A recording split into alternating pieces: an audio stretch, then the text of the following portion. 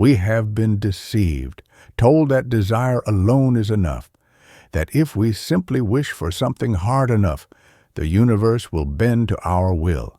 But this is not the way of the wise. This is not how a true Stoic manifests their destiny.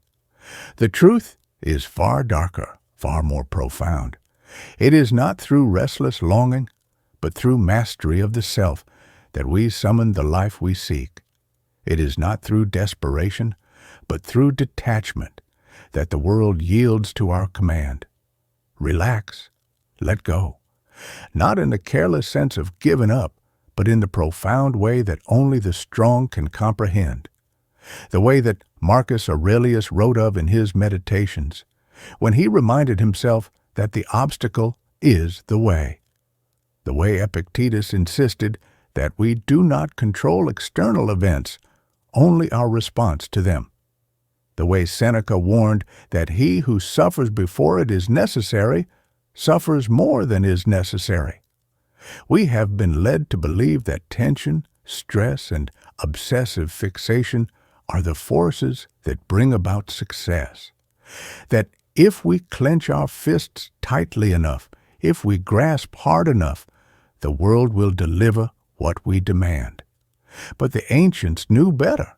They understood the paradox of control. The more you try to force an outcome, the more you repel it. True power is not in desperate grasping, but in calm command. Consider this. Have you ever noticed that when you stop chasing, things often come to you? When you release your grip, solutions emerge. This is not magic. It is not the universe rewarding you for surrender.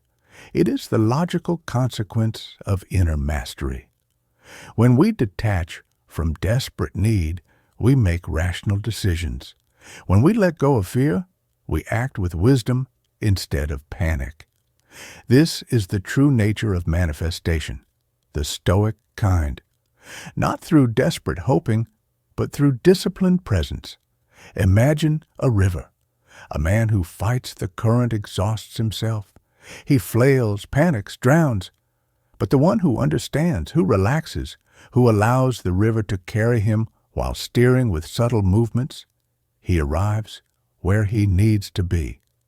This is the way of the Stoic. We do not thrash against life.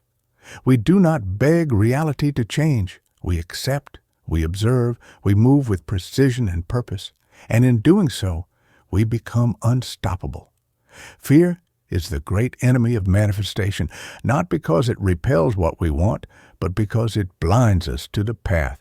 A man ruled by fear is incapable of seeing opportunities before him. He reacts rather than strategizes. He is at the mercy of fortune rather than in command of his fate. The Stoics teach us to master fear, not by ignoring it, but by confronting it, understanding it, dissolving its power over us. And in this stillness, in this relaxed state, the mind sharpens. The right choices become clear. The future bends in our favor.